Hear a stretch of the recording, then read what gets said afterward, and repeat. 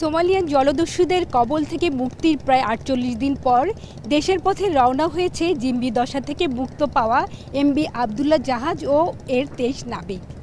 এর আগে সোমবার দিবাগত রাত ৩টায় সংযুক্ত আরব আমিরাতের মিনার সাকার বন্দর থেকে এটি চট্টগ্রাম বন্দরের উদ্দেশ্যে যাত্রা করে।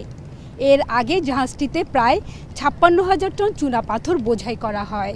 প্রায় ৩,৬৬৪ নটিক্যাল মাইল পাড়ি দিয়ে আগামী ১০ থেকে ১২ দিনের মাথায় এটি চট্টগ্রাম বন্দরে পৌঁছাবে বলে মালিকপক্ষ আশা করছেন।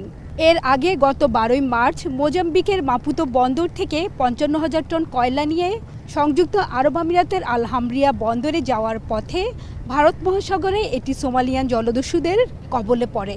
অস্ত্রের মুখে নাবিকদের জিম্মি করে জলদস্যুরা জাহাজটিকে পরবর্তীতে সোমালিয়ান উপকূলে নিয়ে যায় এবং জলদস্যুদের সাথে সমঝোতার পর প্রায় $৫০ লাখ মুক্তিপণের বিনিময়ে গত ১৪ই এপ্রিল জলদস্যুরা এমবি আবদুল্লাহ জাহাজ ও এর ২৩ নাবিককে মুক্ত করে দেয়। গত ১২ই এপ্রিল জাহাজটি আলহামরিয়া বন্দরে নোঙর করে।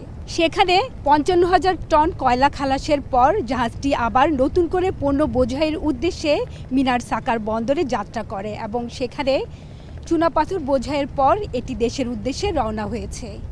এদিকে নাবিকদের অপেক্ষায় আছেন স্বজনরা।